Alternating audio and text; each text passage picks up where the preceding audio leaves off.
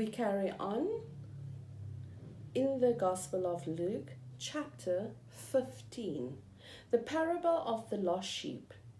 Now, the tax collectors and sinners were all gathering around to hear Jesus. But the Pharisees and the teachers of the law muttered, "This man welcomes sinners and eats with them." Then Jesus told them this parable.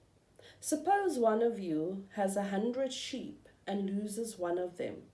Doesn't he leave the 99 in the open country and go after the lost sheep until he finds it? And when he finds it, he joyfully puts it on his shoulders and goes home. Then he calls his friends and neighbors together and says, "Rejoice with me, I have found my lost sheep." I tell you that in the same way there will be more rejoicing in the heaven. There will be more rejoicing in heaven over one sinner who repents than over 99 righteous persons who do not need to repent. The parable of the lost coin. Or suppose a woman has 10 silver coins and loses one. Doesn't she light a lamp, sweep the house, and search carefully until she finds it? And when she finds it, she calls her friends and neighbors together and says, "Rejoice with me, I have found my lost coin." In the same way, I tell you, there is rejoicing in the presence of the angels of God over one sinner who repents. The parable of the lost son.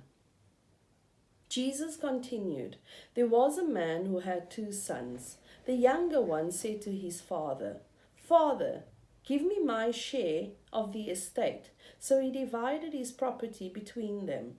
Not long after that, the young man got together all he had, set off for a distant country, and there squandered his wealth in wild living. After he had spent everything, there was a severe famine in that whole country, and he began to be in need. So he went and hired himself out to a citizen of that country, who sent him to his fields to feed pigs. He longed to fill his stomach with the pods that the pigs were eating, but no one gave him anything. When he came to his senses, he said, 'How many of my father's hired servants have food to spare, and here I am starving to death. I will set out and go back to my father and say to him, Father, I have sinned against heaven and against you. I am no longer worthy to be called your son. Make me like one of your hired servants.' So he got up and went to his father.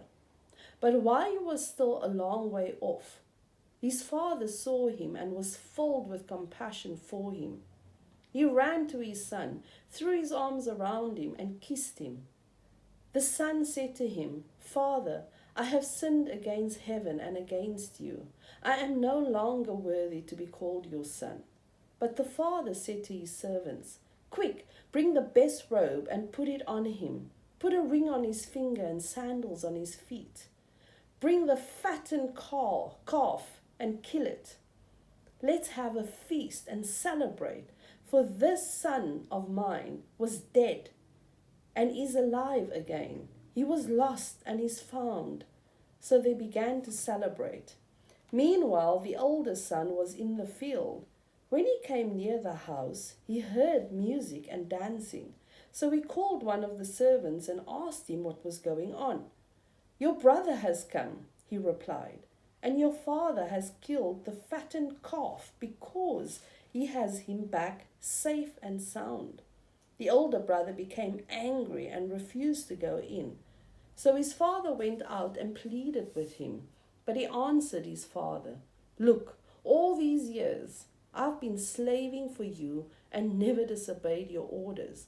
Yet you never gave me even a young goat so I could celebrate with my friends. But when this son of yours, who has squandered your property with prostitutes, comes home, you kill the fattened calf for him.' 'My son,' the father said, 'you are always with me, and everything I have is yours.